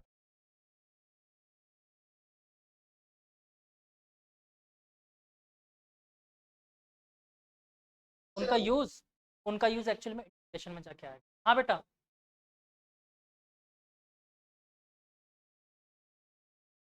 कौन सी चीज़? ये वाला ये क्वेश्चन देखो, आराम से पूरा सॉल्यूशन करते हैं, कोई टेंशन नहीं। देखो मुझे ये वाला टर्म छोड़ो, मैं इसका सॉल्यूशन कर रहा हूँ। मुझे क्या फाइंड करना है? D y by d x is equal to क्या लिख सकते हैं? डी बाई डी एक्स, और वाई की वैल्यू पुट करो, क्या है हमारे पास? X square plus sine x minus 2 cos x plus 3 log x minus 5 e⁻x, यही है क्वेश्चन। फिर अभी अभी हम लोगों ने एक मेथड सीखा था, उसने क्या बोला था? कभी भी डिफरेंशिएशन ऐसे गिवन हो सबको सेपरेट करो एज इट इज जैसे साइन हो। देखो पहला क्या हो जाएगा? D x square by d x, फिर इसके बाद कैसा साइन है? प्लस, तो लगाया plus, d sine x by d x, ठीक है। फिर इसका अगला माइनस, तो minus as it is, d 2 cos x by d x plus as it is differentiation of 3 log x by dx minus as it is differentiation of 5 e⁻x by dx। बोलो यहाँ तक clear? First line clear है? Next, x square का differentiation क्या होता है बेटा? पढ़ते पढ़ते थक गए अब तो बाल सफेद, क्या होता है? 2x, साइन एक्स का डिफरेंशिएशन अभी अभी फॉर्मूला पढ़ा है, क्या होता है? कॉस है। अब देखो यहाँ पर पंगा है, ये कांस्टेंट अंदर रखा हुआ है। क्या रूल बताया था मैंने? कोई भी कांस्टेंट है उसको उठा के डिफरेंशिएशन के बाहर फेंक दे बाहर इस टू को, तो टू बाहर रख सकते हैं अपन। ठीक है, तो ये बताओ cos x का डिफरेंशिएशन क्या होता है? अभी अभी पढ़ा है, माइनस का साइन एक्स, तो माइनस एक और आ गया, तो बेटा माइनस माइनस क्या हो गए, प्लस। प्लस फिर से थ्री बाहर फेंको, कांस्टेंट। log x का डिफरेंशिएशन क्या होता है बच्चे? 1/x, तो क्या मैं इसको 3/x लिख, एंड लास्ट वन फिर से 5 बाहर फेंका। e की पावर x का डिफरेंशिएशन सबसे डिफिकल्ट वाला क्या होता है? यही आंसर लिखा है मैंने, आपकी श्रद्धा है, आप इतने स्टेप में करो। ठीक है, पक्का आ गया ना समझ में? मेरा मन रखने के लिए कभी हाँ नहीं करना, बिंदास बोलो। चलो, तो अब एक देता हूँ थोड़ा सा अल्ट्रा टेस्टी, तो एक अल्ट्रा टेस्टी तो क्वेश्चन से सीखेंगे। तो लिख लो, चलो पैटर्न का नाम लिख लो, multiplication of the function.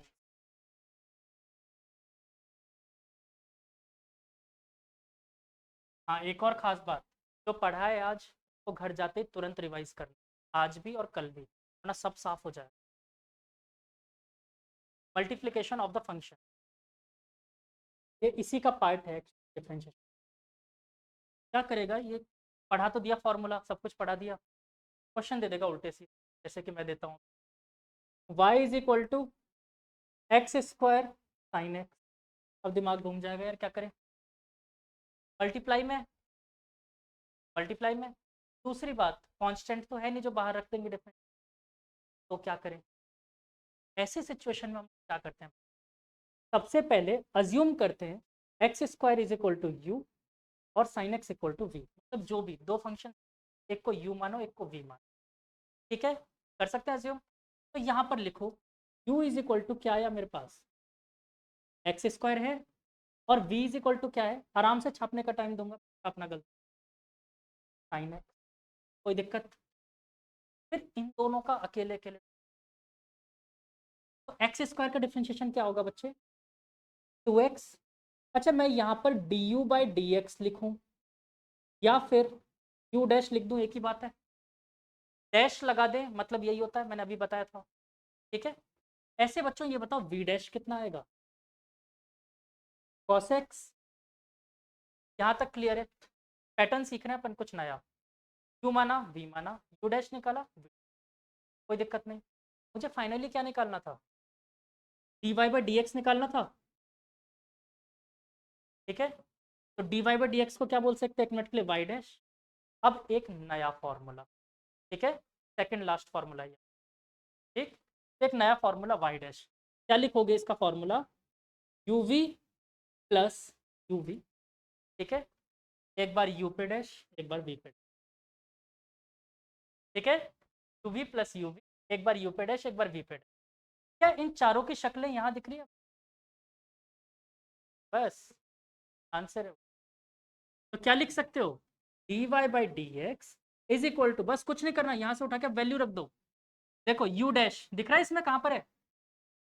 2x है u डैश, तो 2x, v कितना है बच्चों? साइन है, प्लस u कितना है? एक्स स्क्वायर, और v डैश कितना है?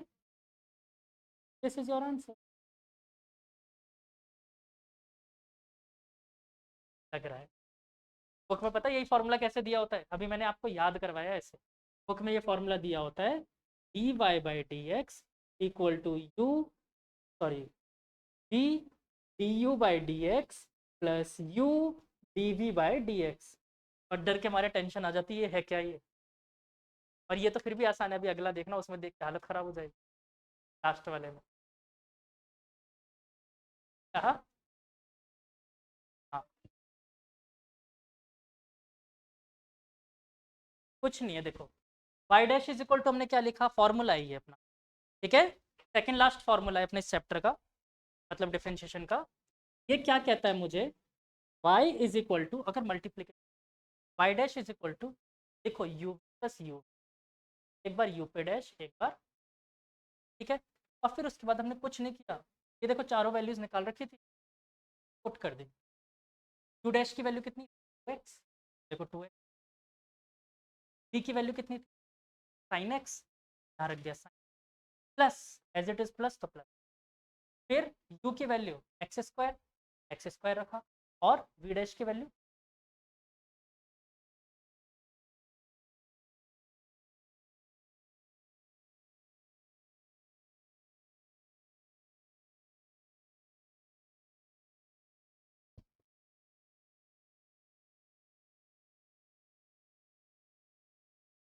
कर लें 2-4 और क्वेश्चंस।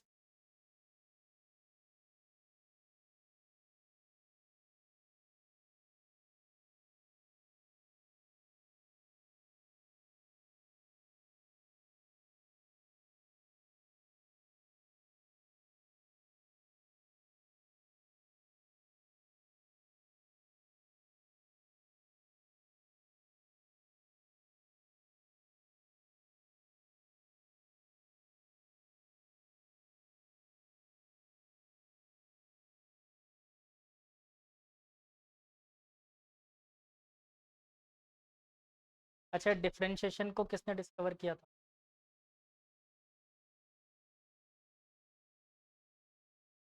मैथ्स बेटा फिजिक्स में बनाया,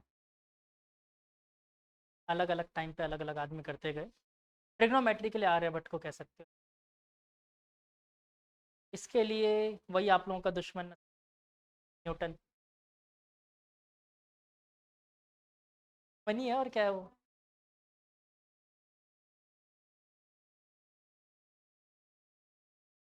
बेटा वो सेब एक्चुअली, मैं हकीकत बात बताऊं तो सेब गिरा नहीं था, ये बच्चों को समझाने के लिए किस बनाई गई थी, और धीरे धीरे, वरना एक बात बताओ ये फेक स्टोरी, रियल में कोई न्यूटन का सेब वाला कोई नहीं।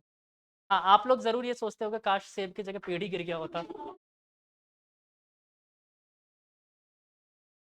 हाँ, लेकिन रियलिटी ये है कि न्यूटन का, मैं सच बताऊँ ना आप लोगों को, अगर मेरे से पूछोगे, he was the 100% fake mathematician, scientist.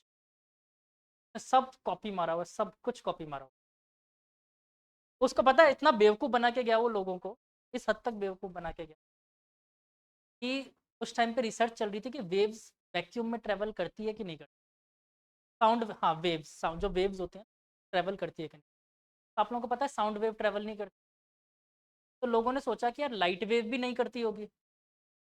Newton ने सोचा अगर साउंड नहीं करती तो लाइट भी नहीं करती होगी। लोगों ने बोला तो पागल है क्या, सन से लाइट अर्थ तक कैसे आ रही है फिर। तो बोला वो तो अर्थ के बाहर ईथर भरा हुआ है इसलिए, अर्थ के बाहर जो पूरा स्पेस है ना, ईथर एक लिक्विड होता है। तो बोला अर्थ के बाहर जो हमारा सोलर सिस्टम है ना, सॉरी, एटमोसफेयर, एटमोसफेयर के बाहर सन तक पूरा ईथर ईथर भरा हुआ है, लिक्विड। मीडियम मिल गया ना, मीडियम में वेव ट्रेवल करती, ऐसे बेवकूफ़ बना के गया वो।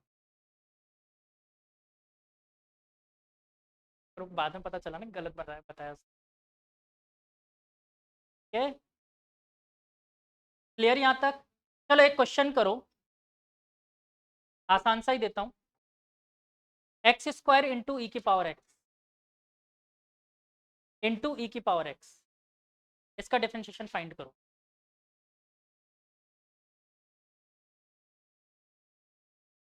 मल्टीप्लाई कभी भी दो फंक्शन का आ जाए तो यही फॉर्मूला लगेगा, कोई तीसरा नहीं है।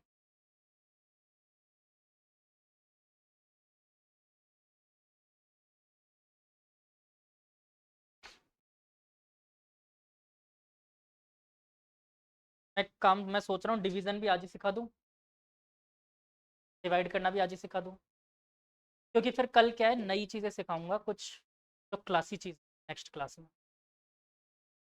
या रहने दूँ, जैसा बोलोगे तुम लोग वैसा। थक गए क्या, सेम फार्मूला है, सेम चीज़ है।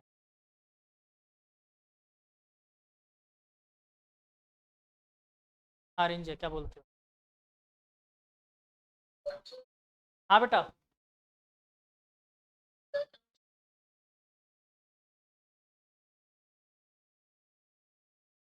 Very good, correct.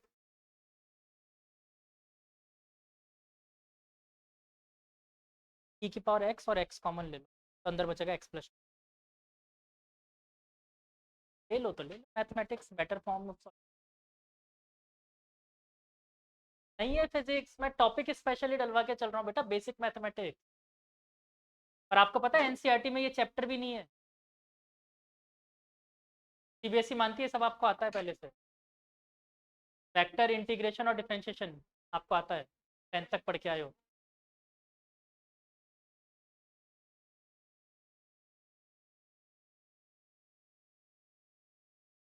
लेकिन बायो वालों को कुछ, फिजिक्स जो जो फिजिक्स मैथ्स वाले पढ़ते हैं ना आते बाहर, आप लोगों को टेंशन नहीं होगी। हाँ बालक, कोई हैंड रेज कर रहा था।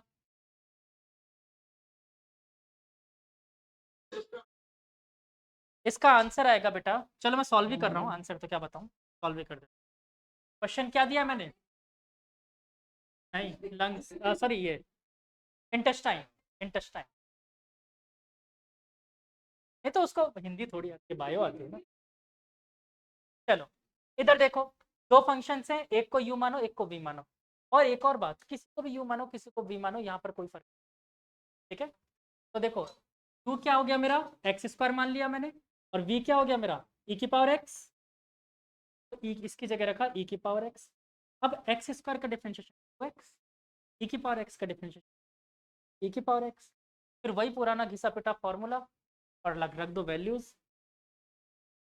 क्या कहता है, u dash that is 2x into v, v कितना है power x, plus v dash, sorry u x square, और वी डैश कितना पावर x। अब देखो दोनों में से कुछ कॉमन ले सकते, x e की पावर x कॉमन आ जाएगा, अंदर क्या बचा 2 प्लस। तो आप यहाँ पर आंसर छोड़ो या यहाँ, और मार्क्स पूरे देना या ना देना, ठीक है। अब लास्ट चीज, डिवीजन ऑफ द फंक्शन।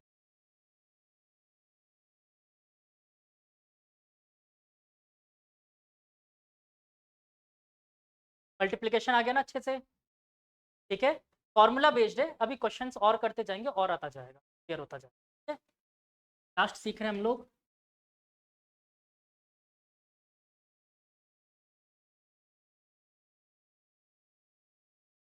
बिल्कुल यूट्यूब पे सब रखे हैं, बिल्कुल सब रखे हुए, बिल्कुल आराम से, बिल्कुल सारे अपलोडेड। और जो आप लोगों की मैं क्लास यहाँ पर लेता हूँ उसको भी हाथ के हाथ अपलोड कर देता हूँ, ठीक है, हाथ के हाथ ही अपलोड होता है। हाँ अब मान लो आपको क्वेश्चन कुछ अजीब सा दे दिया। क्वेश्चन क्या दे दिया, इधर देखो बच्चों, x square upon sine x, ठीक है, x square upon sine x.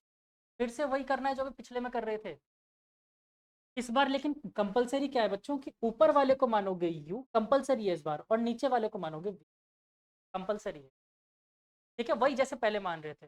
फिर क्या करेंगे, यू लिखो, यू डैश वी डैश निकाल, कर दें सॉल्व। यू कितना हो गया मेरे पास एक्स स्क्वायर, और वी कितना हो गया साइन एक्स, यू डैश कितना आया बच्चों 2x, एक्स स्क्वायर का डिफरेंस, और वी डैश कितना कॉस एक्स। बोलो यहाँ तक दिक्कत। अब निकला है अपन को एक फॉर्मूला, क्या कहता है मेरा formula, y dash is equal to, फिर से वही पहले की तरह, u v minus u v, पिछली बार प्लस लगाया था पर माइनस, और एक बार यू पे डैश एक बार वी, ध्यान रखना यहाँ पर कंपलसरी, जहाँ माइनस है वहां पर वी वाले पे डैश, ठीक है, यहाँ तक कोई दिक्कत। और लास्ट में एक छोटी सी चीज और आ जाती है, नीचे आ जाता है 20, ठीक, ठीक है।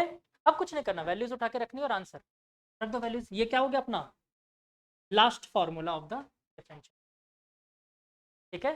अब कुछ नहीं करना, वैल्यूज रख दो। क्या क्या है वैल्यूज बच्चों मेरे पास, यू डैश कितना है देखो 2x, वी डैश कितना है, सॉरी वी कितना है साइन एक्स, माइनस यू कितना है x square cos x, upon v square, v कितना है बच्चों साइन एक्स, आंसर है। आया समझ? कुछ नहीं है, फॉर्मूले का खेल है बस, गेम ऑफ द फॉर्मूला।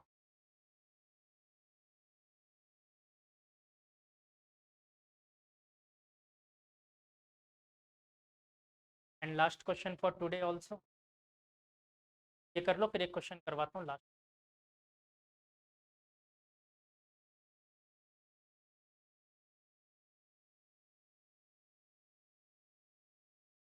अच्छा ज़्यादा तेज तो नहीं करवा दिया मैंने? समझ में आया ना सबको?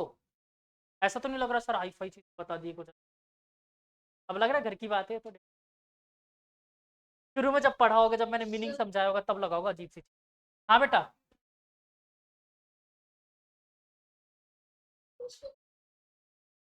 कोई दिक्कत नहीं है, बिना ब्रैकेट के लिखो, साइन स्क्वायर एक्स लिख दो, मेरी मर्जी थी। मैं आपकी इच्छा हो तो आप इसको साइन स्क्वायर एक्स भी तो लिख सकते हो ऐसे, एक ही बात है। ठीक है, एक क्वेश्चन मेरी तरफ से। अब थोड़ा सा टेस्टी क्वेश्चंस की बारी आती है, सॉरी अल्ट्रा टेस्टी। ये छाप लिया, आ भी गया सबको? Okay, the next ultra tasty question that is,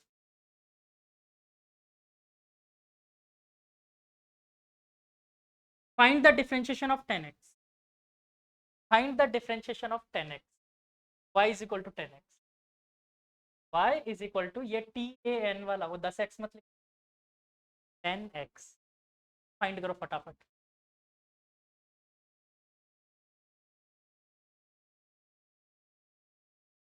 हो ही नहीं सकता मैंने ना सिखाया और फिर मैं पूछ रहा हूँ, ऐसा हो सकता है?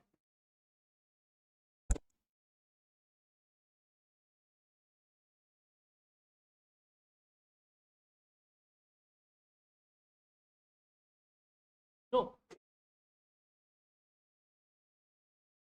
देखो, नहीं, चलो एक बार मैं हिंट दे देता हूँ एक छोटा सा, उसके बाद आप लोग सॉल्व कर लो। ठीक है, हिंट दे दूँ? वैसे हिंट दे दूंगा तुम लोग जल्दी कर लोगे। गुड गुड, सही। हिंट दे देता हूँ, कल ही तो पढ़ा था यार, 10x can also be written as sin x upon cos x। ये क्या हो गया? q, और ये क्या हो गया? v। रखो यहाँ पर, q कितना हुआ? sin x, v क्या हुआ? cos x। कमाल, मैं बोला था ना, इधर लिख के भी दिया है मैंने। अब मैंने ये भी बोला कि बेटा 10x मत लिख लेना, कुछ गलती कर दी। अपॉन क्या है? अपॉन गलती करी।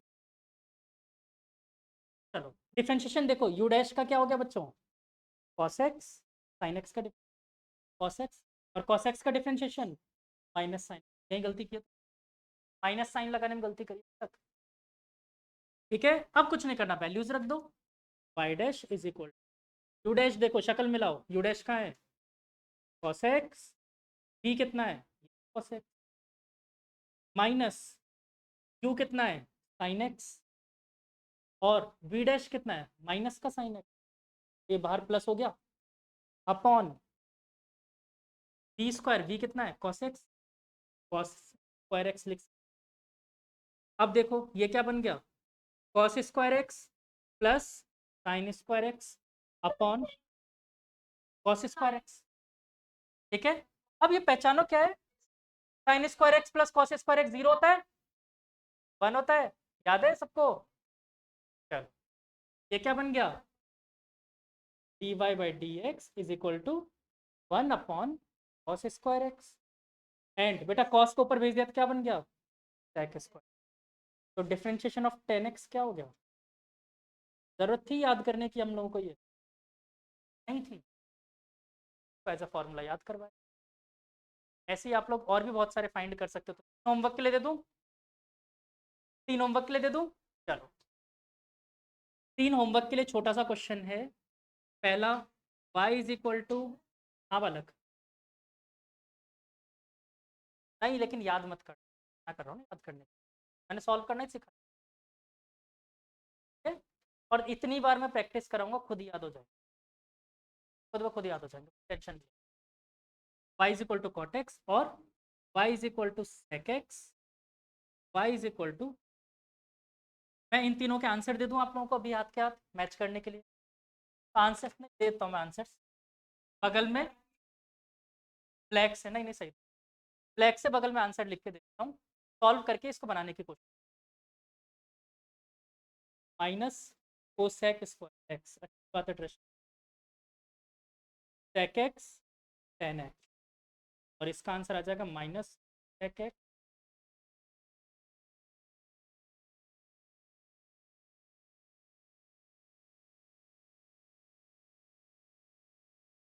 रटे हुए सॉल्व करते करते। और ये रटे हुए नहीं है सच में, ये ओरली सॉल्व होते हैं, हाथ के हाथ सॉल्व हो जाते हैं। मैंने बताया ना डिफरेंशिएशन की इतनी प्रैक्टिस हो जाएगी धीरे धीरे। अब ये बताओ, मैंने बोला था शुरू में क्लास स्टार्ट करने से पहले, लास्ट में आज जाते जाते डिफरेंशिएशन आप लोगों से ओरली कैलकुलेट करवा दूंगा। चलो, एक्स की पावर 9, 9x की पावर 8, दूसरा क्वेश्चन 5x स्क्वायर,